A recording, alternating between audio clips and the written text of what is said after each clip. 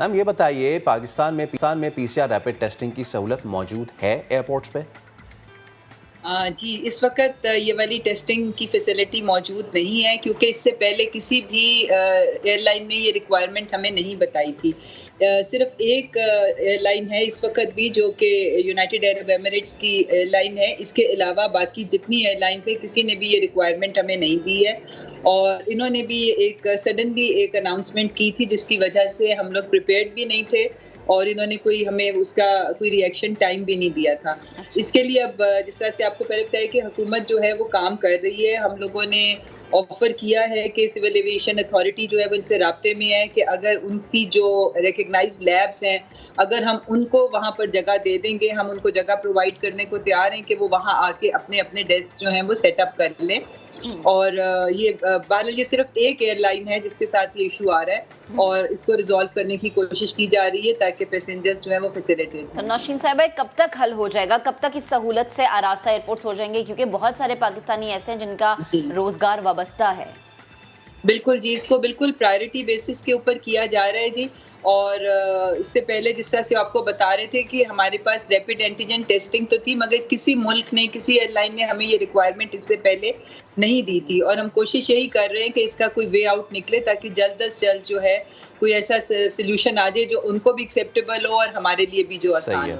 अच्छा नौशीन साहबा, जैसे कि हम बात कर ही रहे हैं, हमें नहीं पता कि अब खुदा ना खास्ता कोई और चीज़ डेवलप ना हो रही हो वायरस की। अगर हम बात करें तो पिछले 1 साल से 1.5 साल से हमने देखा कि इस वायरस ने अपने आप को अडेप्ट किया, फिर उसके बाद इसकी पहली, दूसरी, तीसरी, चौथी लहर आई। क्योंकि सिचुएशन बदल रही है, इसलिए मुख्तलिफ ममालिक मुख्तलिफ अपनी पॉलिसीज़ भी चेंज कर रहे हैं।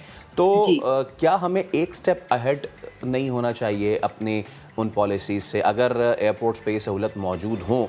और साथ में अब ये भी हम आपको बताएं, आपको भी ये पता होगा कि इंटरनेशनल की तो फिर उन्होंने थोड़ी पाबंदी लगाई हुई है, बट ये पर्सनल एक्सपीरियंस है, जब आप डोमेस्टिक कर रहे हैं फ़्लाई, इतनी ज़्यादा सख्ती नहीं है। तो इन दोनों का मुझे बताइएगा कि डोमेस्टिक के हवाले से भी सख्ती थोड़ी बहुत होनी चाहिए। जी बिल्कुल, डोमेस्टिक फ़्लाइट्स के लिए भी ये बिल्कुल इशू कर दी गई हैं हदायत के जिस शख्स के पास वैक्सीनेशन सर्टिफिकेट नहीं होगा वो प्लेन बोर्ड नहीं कर सकेगा। और कई जगहों पे पैसेंजर्स को ऑफलोड भी किया गया जिनके पास वैक्सीनेशन सर्टिफिकेट नहीं था। इसकी मतलब है कि ये एक और सहूलत भी है कि अगर आप उसी वक्त अपना 1166 पे ID कार्ड नंबर डालते हैं तो वो भी आपका स्टेटस बता देता है कि आप फुली वैक्सीनेटेड हैं या आपकी क्या सिचुएशन है वैक्सीनेशन के हवाले से।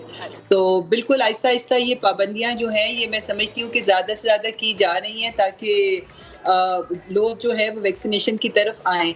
और इससे फ़र्क भी पड़ रहा है, जिस तरह से आपने देखा है कि वैक्सीनेशन सेंटर्स पे रश भी हो रहा है और हमारी वैक्सीनेशन जो है अब वो 11 लाख पर डे से भी ज़्यादा एक्सीड कर गई है। क्योंकि जिस तरह पहला करोड़ जो था उसको तकरीबन 113 दिन लगे थे और जो तीसरा करोड़ था वो सिर्फ 16 दिन में हो गया था। और मैं समझती हूँ कि ये चौथा करोड़ जो है वो इससे भी कम दिनों में जो है वो हम ये टारगेट अचीव कर लेंगे। तो इंशाअल्लाह ताला हमारा इरादा यही है कि जब 60% पॉपुलेशन हमारी वैक्सीनेट हो जाएगी तो फिर हम पाबंदियों में नरमी करने के काबिल हो जाएंगे कि तब जिंदगी थोड़ी सी मामूल की तरफ आ सकेगी।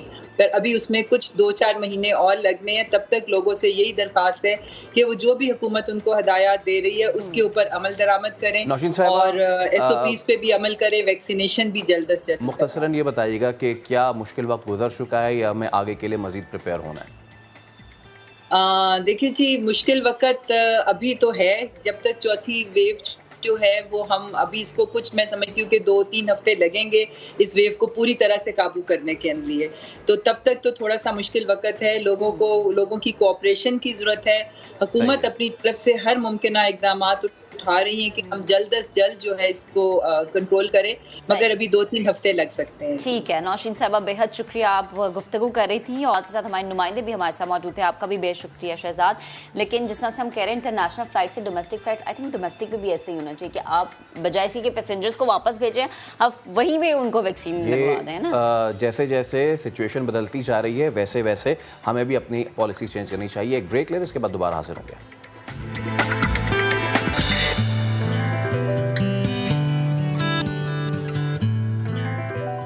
तो पाबंदियां उठ गई हैं, इसका मतलब ये है कि जो कराची वाले हैं वो अपनी मोस्ट फेवरेट जगह यानी कि समंदर जा सकते हैं, वैक्सीनेटेड अफराद। बिल्कुल, और अगर आप वैक्सीनेटेड नहीं है तो आप कहीं भी